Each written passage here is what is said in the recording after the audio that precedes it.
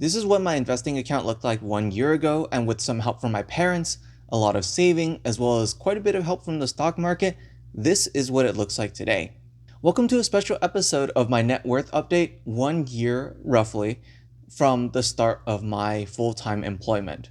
This time I'm going to do a little bit of reflection on where that money is coming from, as well as what's next for my net worth. In case you're new here, I'm Raymond, a software engineer on the path to financial independence and retiring early, and I've managed to save over $140,000 so far. If you'd like to follow me on my journey, feel free to hit that subscribe button. It really helps out the channel, so thank you so much in advance. Let's start off by talking about one of the bigger contributors to my net worth over the past year, and that is with income. I was really lucky to A, study in something that is both lucrative and something that I'm actually okay at, and B, graduate with a job offer in hand, albeit not a very flashy job offer. In terms of my income, I started off in July of 2023 with a base salary of $87,570.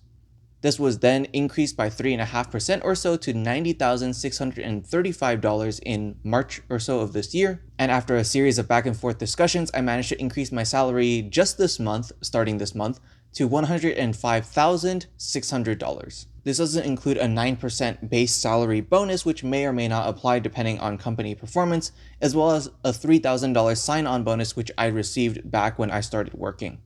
All that to say that my income is very, very good for my age, all things considered, even though I don't work for one of the big tech companies.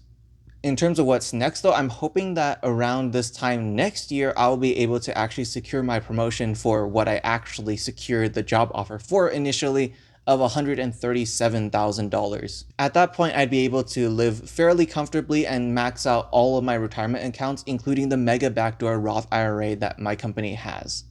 Moving on to my net worth, I thought that it would be really interesting to see where my net worth is actually being put towards, as well as how much of that net worth is actually coming from me versus, say, my parents. Crunching the numbers, it turns out that my parents' contributions through their windfalls have actually contributed 41.6% to my net worth from the contributions end.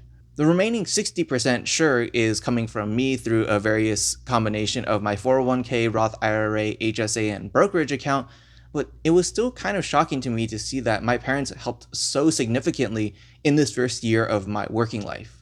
I don't really have too much to add here. I don't expect that I will be getting much else beyond that. They have already told me how much I would be receiving through my inheritance, and so the remaining amount of money that they do have, I expect for them to use towards actually living their own lives.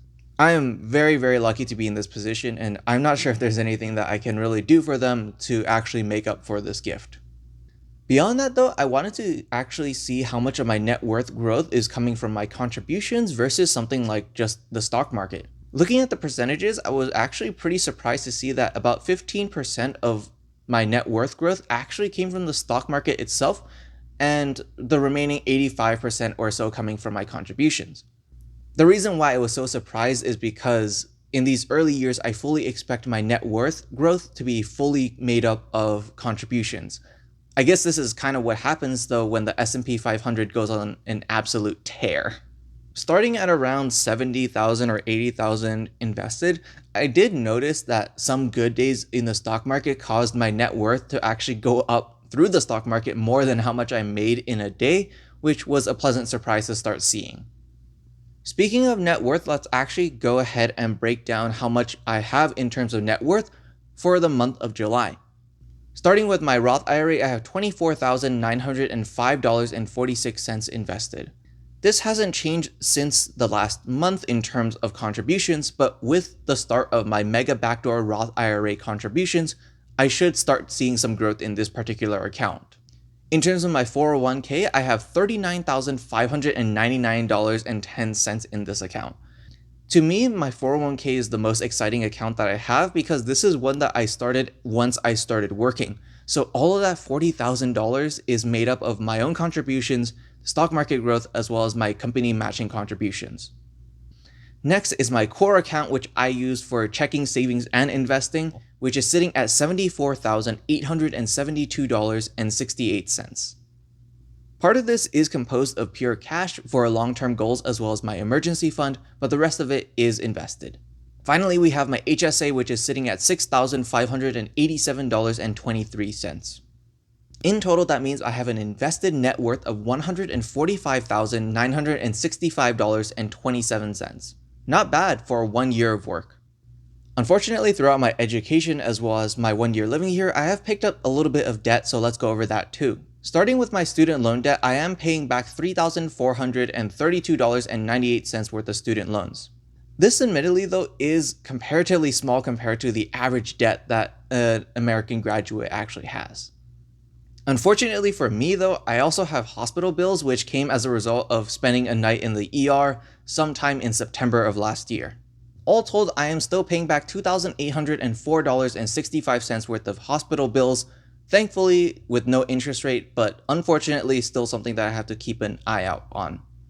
It could have been a lot worse though. When I was checking my insurance account, they actually billed my insurance for $24,000, of which I was responsible for about $7,000 to $8,000.